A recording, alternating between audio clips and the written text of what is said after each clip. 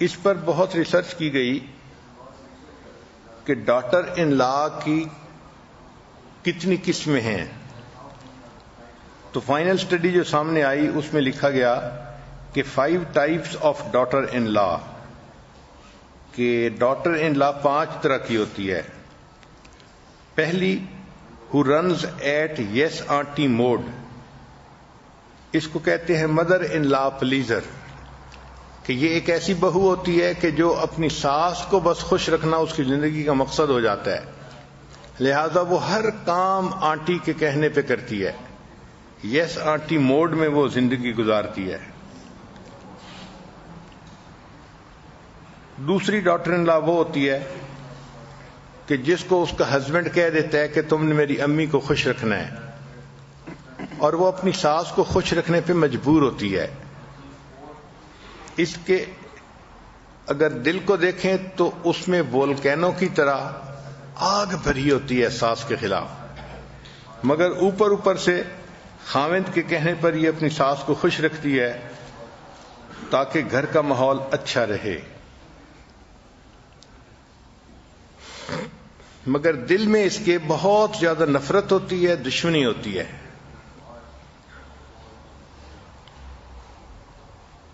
ایک لطیفہ مشہور ہے، ایک جگہ پر 4 لڑکیاں تھیں، 3 ان میرڈ تھیں اور 1 میرڈ تھی، اور وہ کسی انسٹیٹیوٹ میں لینگویج سیکھنے کے لیے آتی تھیں. تو ایک دن ان کی ٹیچر نے ان سے ایک سوال پوچھ لیا کہ میرج کے ٹاپک پہ بات ہو رہی تھی. اس نے کہا اچھا بتاؤ what you will do if you miss your mother in law. تو جب اس نے کوشچن پوچھا what you will do if you miss your mother in law، تو پہلی ان میرڈ لڑکی نے جواب دیا کہ میں اس کو ایک محبت پر خط لکھوں گی، مدر ان لا کو بتاؤں گی کہ میں اسے کتنا مس کر رہی ہوں. دوسری نے جواب دیا کہ میں اس کو ایک بہت خوبصورت سا کارڈ بھیجوں گی، اور اس کارڈ پہ خوبصورت لکھا ہوگا کہ mother in law I miss you. تیسری نے کہا کہ میں اس کو پھولوں کا گلدستہ بھیجوں گی اور اس کو لکھوں گی کہ آئی مس یو. چوتھی لڑکی جو تھی وہ چونکہ میرڈ تھی، تو ٹیچر نے اس سے پوچھا کہ what you will do if you miss your mother in law. اس نے کہا کہ I will reload my gun and try again.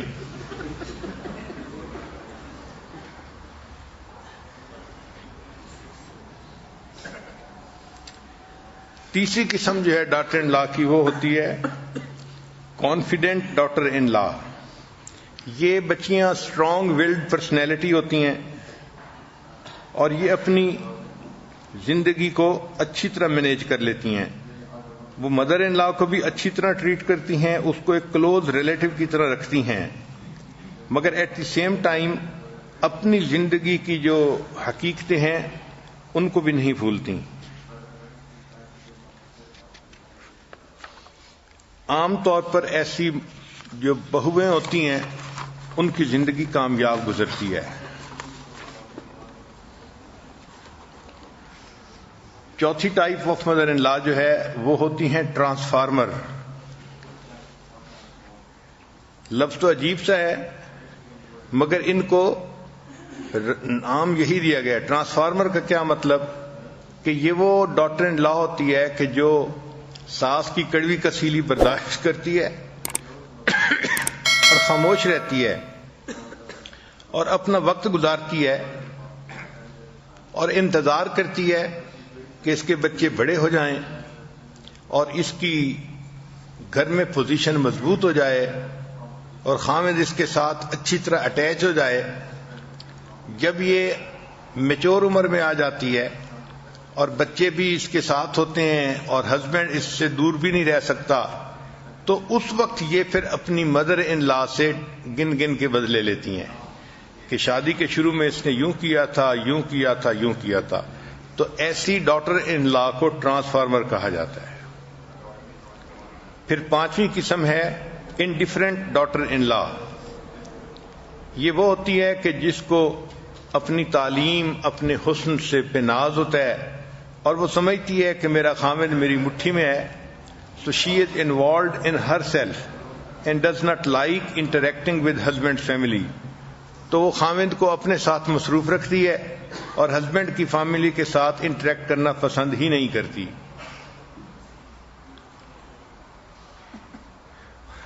اور چھٹی قسم جو ہے اس کو کہتے ہیں بلی ڈاٹر ان لا،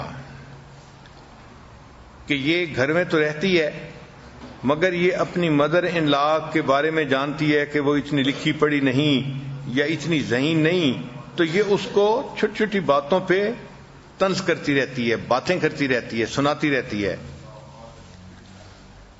اور یہ چاہتی ہے کہ مدر ان لا کا اپنے بیٹے کے ساتھ زیادہ کنٹیکٹ بھی نہ ہو، اور گرینڈ چلڈرن کے ساتھ تو بالکل کنٹیکٹ نہ ہو. She refuses to have contact with her mother in لا.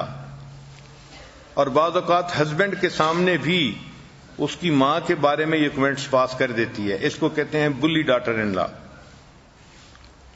اب کوشچن یہ ہے کہ how to improve the relationship, ساس اور بہو کا ریلیشن شپ بہتر کیسے کیا جا سکتا ہے. تو چند بڑے اہم پوائنٹ جو واقعی زندگی میں کام آتے ہیں ان کو ذرا نوٹ کر لیجئے کہ have a clean slate attitude, forgive and forget. ہمیشہ صاف دل رکھنا چاہیے. دل میں کینہ رکھنا، بغض رکھنا، ضد اور عناد، دشمنی رکھنا، یہ چیز انسان کو اللہ کی نظر میں بھی گرا دیتا ہے. اچھا انسان وہ ہوتا ہے جو اپنے دل کو صاف رکھے. چنانچہ ساس اور بہو کے ریلیشن شپ کو بہتر کرنے کے لیے سب سے پہلا نقطہ کہ have a clean slate attitude, forgive and forget. اگر کچھ ہو بھی گیا ہے اونچ نیچ تو اس کو بھول جائیں اور اس کو معاف کر دیں. پھر ایک چیز جو بہت زیادہ ریلیشن شپ کو نقصان دیتی ہے وہ ہے چیزوں کو ایزیوم کر لینا. اور عورتیں یہ غلطی ضرور کرتی ہیں. بیٹا اپنی امی کو ملنے کے لیے گیا تو بیوی بہت ساری چیزوں کو ایزیوم کر لے گی. اسی طرح میاں بیوی آپس میں مل کر زندگی گزار رہے ہیں تو مدر ان لا کچھ چیزوں کو ایزیوم کر لے گی. بھائی اگر کسی چیز میں کوئی ڈاؤٹ ہو تو اس کو خود کلیئر کر لینا چاہیے، کلیریفائی کر لینا چاہیے. انسان کو سب سے پہلے غلط فہمی ہوتی ہے، پھر غلط فہمی بدگمانی بنتی ہے اور بدگمانی دشمنی کا روپ اختیار کر لیتی ہے. تیسرا پوائنٹ کہ ساس اور بہو کو اپنا ریلیشن شپ اچھا کرنے کے لیے ہمیشہ یہ سوچنا چاہیے کہ دوسرے کے اندر اگر کوئی برائیاں ہیں تو اچھائیاں بھی ہیں.